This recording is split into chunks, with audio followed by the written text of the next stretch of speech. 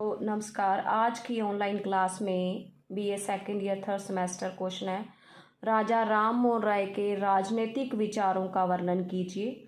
हमने पिछले लेक्चर में और उससे पिछले लेक्चर में हमने हाफ क्वेश्चन किया था, राजा राम मोहन राय के राजनीतिक विचार क्या हैं। कल के लेक्चर में हमारा था कि अंतर्राष्ट्रवाद संबंधी उनके विचार और धर्मनिरपेक्षतावादी दृष्टिकोण। और आज का हमारा पॉइंट है भारत में यूरोपीय निवास, settlement of European in India. अगर हम उस समय की बात करें, राजा राम मोहन राय के समय की बात करें, तो उस समय भारत के अंदर क्या था? ब्रिटिश शासन था, ब्रिटिश शासन प्रणाली थी।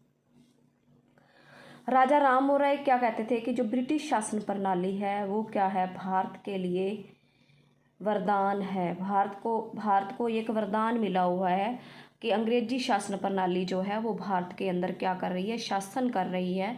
अतः इनका क्या कहना था कि अगर अंग्रेजी भारत शासन प्रणाली 40 से 50 वर्षों तक अगर भारत के अंदर रहती है तो भारत का क्या होगा, विकास होगा।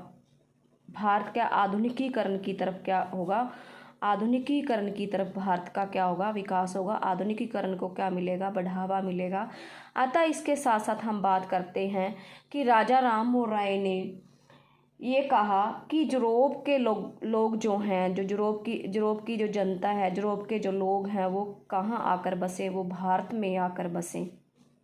भारत में आकर बसे यानी कि भारत के अंदर वो क्या करें, निवास करें। अगर वो भारत के अंदर निवास करेंगे तो यूरोप के लोगों के द्वारा आधुनिकीकरण को क्या मिलेगा, बढ़ावा मिलेगा, जिससे भारत का क्या होगा, विकास होगा।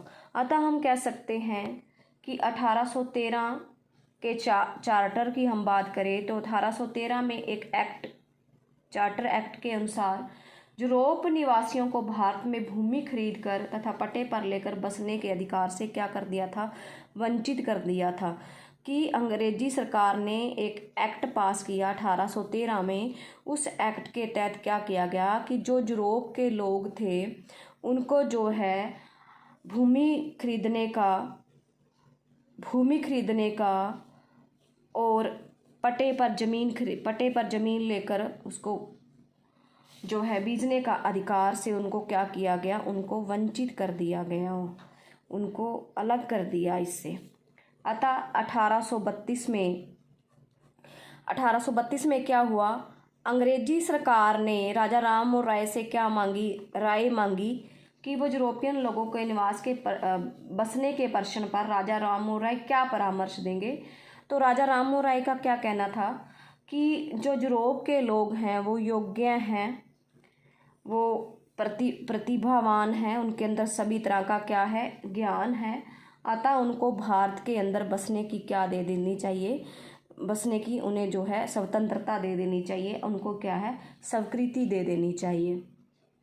अतः हम कह सकते हैं कि राजा राम मोहन राय जो थे भारत में यूरोपियन लोगों के निवास को क्या देते हैं, महत्व देते हैं।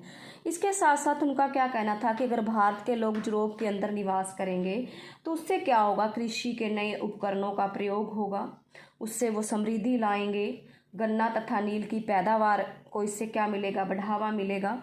अतः हम कह सकते हैं कि वो योग्य हैं, प्रतिभावान हैं। अगर उनको भारत में बसने की अगर स्वतंत्रता मिल जाएगी तो इसके कारण क्या होगा, औद्योगिकरण को बढ़ावा मिलेगा, औद्योगिकरण का क्या होगा, विकास होगा। इसके साथ और क्या होगा, भारतीयों का विदेशी लोगों के साथ क्या होगा, संपर्क बढ़ेगा। भारतीय लोग जो है विदेशी लोगों के साथ संपर्क स्थापित करेंगे, सांस्कृतिक और शैक्षणिक विकास होगा। इसके साथ साथ भारतीय धन का विदेशों में क्या हो जाएगा, पलायन रुक जाएगा। अतः हम कह सकते हैं कि 1833 में दोबारा चार्ट एक्ट पास किया गया जिसके द्वारा यूरोपियन लोगों को भारत में बसने की स्वीकृति मिल गई।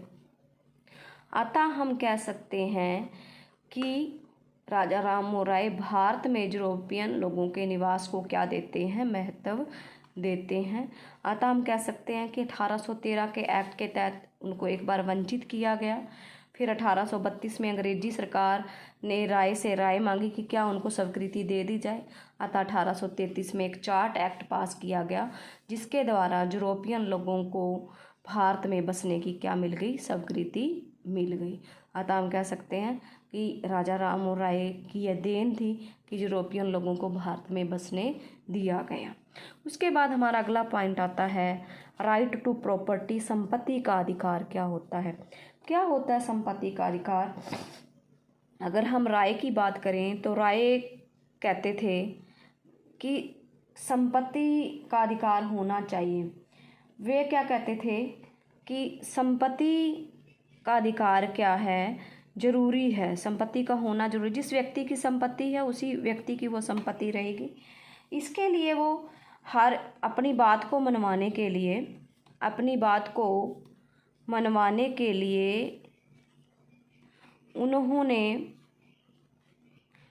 उन्होंने धर्म का सहारा लिया।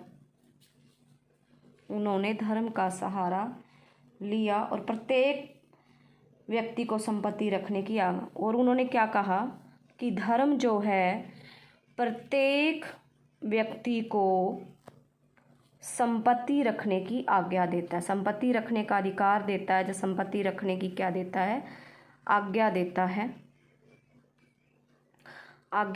है। अतः उनका कहना था वो जमींदारी प्रथा का समर्थन करते हैं। यहाँ पर वो जमींदारी प्रथा का जब समर्थन करते हैं तो वो कहते हैं कि जमींदारों के पास जो भूमि है, जमींदारों के पास जो संपत्ति है वह उन्हीं की है। अतः अंग्रेजी सरकार उनसे छीन नहीं सकती। अंग्रेजी सरकार उनसे जो है छीन नहीं सकती। अतः हम कह सकते हैं कि उन्होंने संपत्ति के अधिकार का क्या किया, समर्थन किया। उनका ये कहना था कि ऐसा कोई कानून ना बनाया जाए जिससे उनका समामित्व, उनका जो उनकी संपत्ति है, जमींदारों की संपत्ति है, उनका क्या है, स्वामित्व ही क्या हो जाए, समाप्त हो जाए। अतः हम कह सकते हैं कि वह अपने आर्थिक विचारों की बात जब करते हैं तो आर्थिक विचारों में भूमि के स्थायी बंदोबस्त की बात करते हैं। भूमि के स्थायी बंदोबस्त की बात करते हैं। अतः हम कह सकते हैं कि उनका क्या कहना था कि जिस व्यक्ति की संपत्ति है वो संपत्ति पर उसी का ही अधिकार होना चाहिए। अंग्रेजी सरकार अपनी मर्जी से किसी व्यक्ति से या जमींदारों से उनकी संपत्ति जो है छीन नहीं सकती। अतः हम कह सकते हैं कि राइट टू प्रॉपर्टी पर उन्होंने क्या दिया है, बल दिया है। उसके बाद हमारा अगला पॉइंट आता है सार्वभौमिक धर्म संबंधी विचार, व्यू अबाउट यूनिवर्सल रिलीजन। इसमें क्या है, अगर हम बात करें तो राजा राम मोहन राय क्या थे, सार्वभौमिक धर्म को क्या देते हैं, महत्व देते हैं। सार्वभौमिक क्या होता है, यूनिवर्सल रिलीजन, यानी कि सभी धर्मों को महत्व देना। इसमें वो क्या कहते थे, राजा राम मोहन राय जो थे वो धार्मिक कर्म कांडों,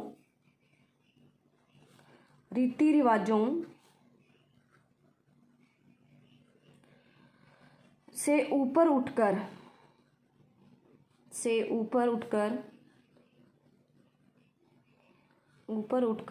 सार्वभौमिक धर्म की बात करते हैं, धर्म पर जो है वो महत्व देते हैं।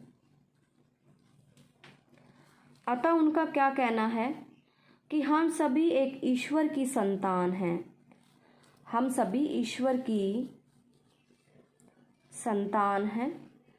अतः विश्व के राष्ट्र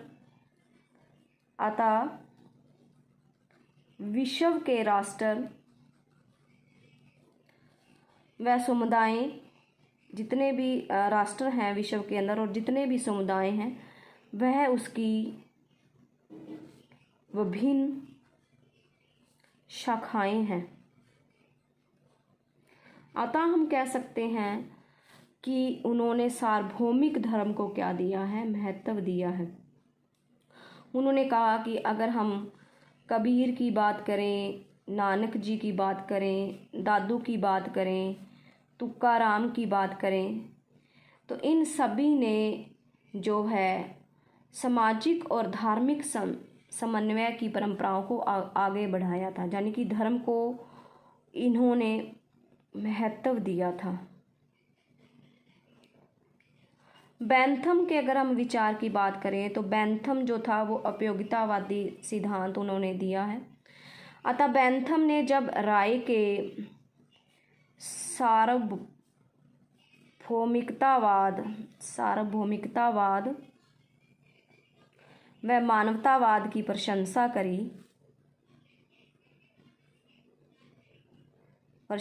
करी तो उन्होंने कहा कि मैंने जो है इनकी पुस्तक को पढ़ा और पुस्तक को पढ़कर एक ऐसी शैली थी इसमें जिसमें एक हिंदू का नाम जुड़ा ना होता तो निश्चय ही यह उच्च कोटि की शिक्षित अंग्रेज की कृति मानी जाती है। यानी कि इस पुस्तक में राजा राममोहन राय के विचार थे। जब बैंथम ने उसको पढ़ा तो उन्होंने देखा कि राजा राममोहन राय ने कितना सुंदर इस पुस्तक को लिखा, कितनी सार्वभौमिकतावाद का वर्णन किया, मानवतावाद का उन्होंने वर्णन किया है। अतः उन्होंने इसमें विश्व के सभी धर्मों का तुलनात्मक अध्ययन करने के बाद सार्वभौमिकतावाद संबंधी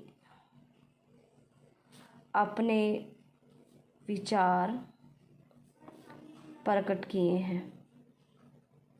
अतः हम कह सकते हैं कि मोनियर विलियम ने भी कहा था कि वह दुनिया के सबसे पहले व्यक्ति थे जिन्होंने पूरी गंभीरता, निष्ठा, लगन से दुनिया के सभी धर्मों का क्या किया, तुलनात्मक अध्ययन किया तथा उन्हें निहित विज्ञान को समझा गया। अतः हम कह सकते हैं कि राजा राममोहन राय ने सार्वभौमिक धर्म, सभी धर्मों का तुलनात्मक अध्ययन के बाद सार्वभौमिकतावाद संबंधी अपने विचार क्या किए थे, प्रकट किए थे।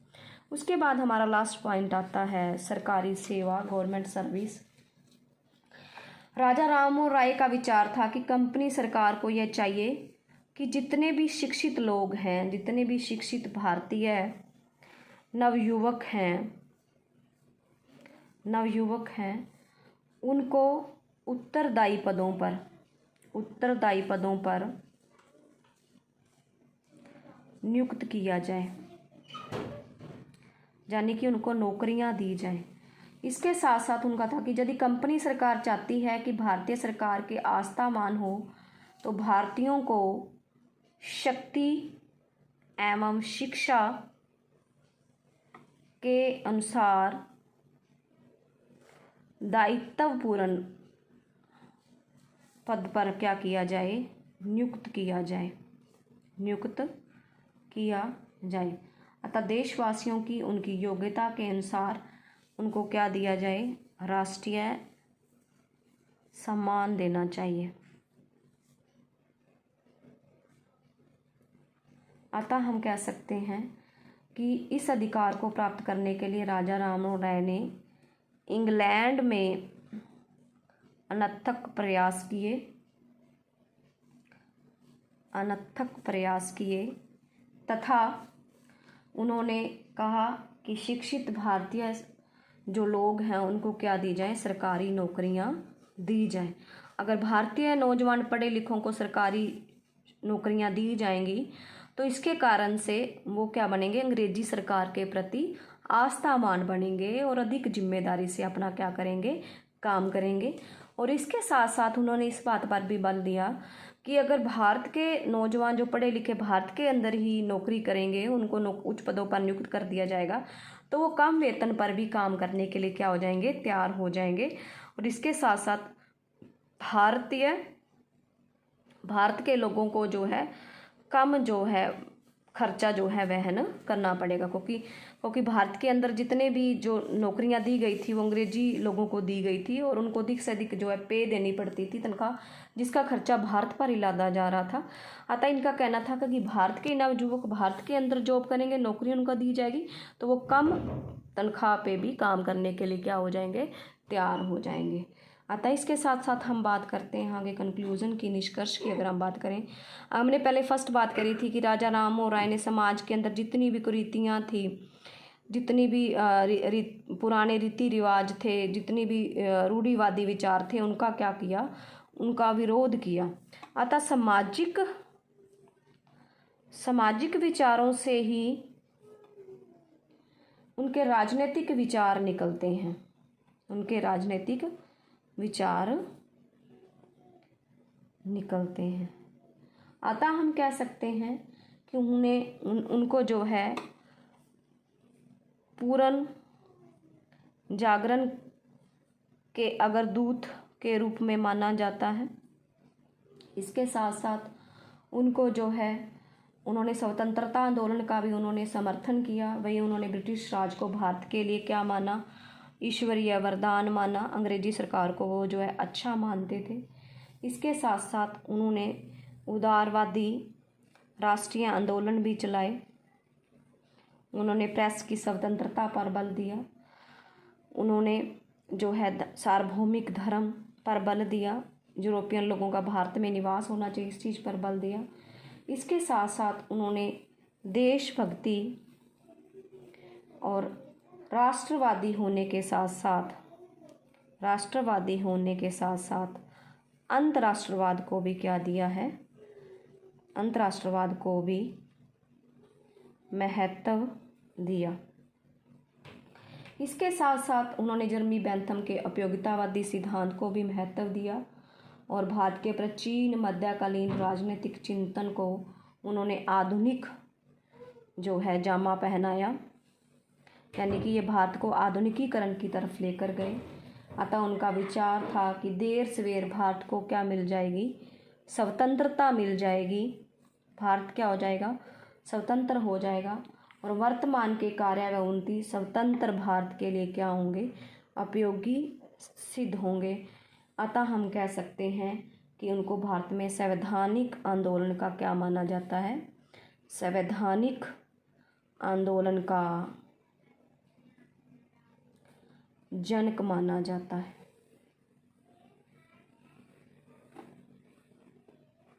अतः हम कह सकते हैं कि उनके विचार का आज के समय में भी क्या है, महत्व है। मुझे आशा है कि आपको समझ आया होगा। धन्यवाद।